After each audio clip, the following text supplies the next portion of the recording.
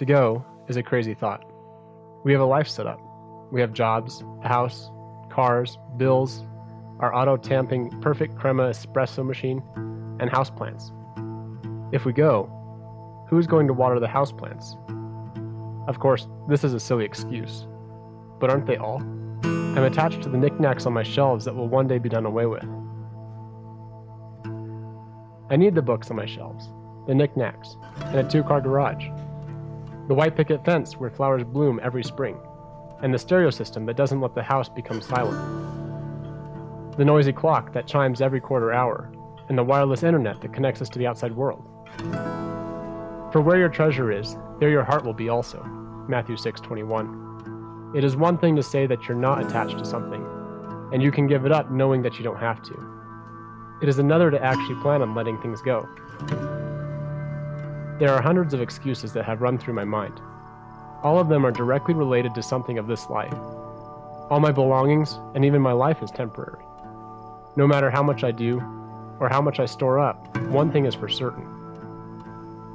Today I am older than I was yesterday. Tomorrow, I will be older than I am today. And each day, it'll be the same until the day that I die. So therein lays the question, what do I want to leave behind? Something eternal? Or knickknacks that will just make their way to some landfill? When we look at things in light of eternity, they become increasingly small. The possessions we have become increasingly worthless as time takes its toll. In reality, for every Christian, there are no excuses not to spread the gospel, but so few do. If more of us did, more people would know the name of Jesus. It takes laying down your life. Jesus told us this over and over again. His message to the people in Luke 9:23-24 still applies to us today. If anyone desires to come after me, let him deny himself and take up his cross daily, and follow me. For whoever desires to save his life will lose it, but whoever loses his life for my sake will save it. Having security is really only an illusion. Who is to say that I won't lose my job, the house won't burn down, and the car won't break down, or our houseplants won't die, or our espresso machine won't make bad coffee? It's the tendency of physical things. So why am I attached to these things? Could it be because our eyesight is focused solely on them? That we are not looking at the bigger picture?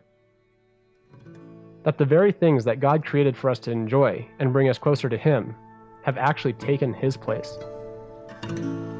Think about Matthew 13:44. The kingdom of heaven is like a treasure that a man discovered hidden in the field.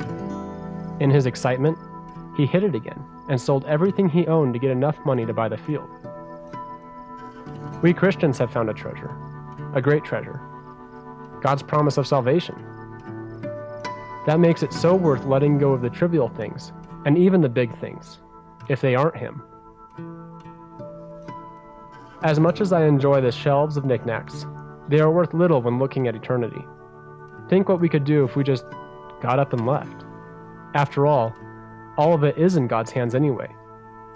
It is really just the excuses that are the crazy thoughts, designed to keep us from action, moving forward, and seeing past this life into eternity.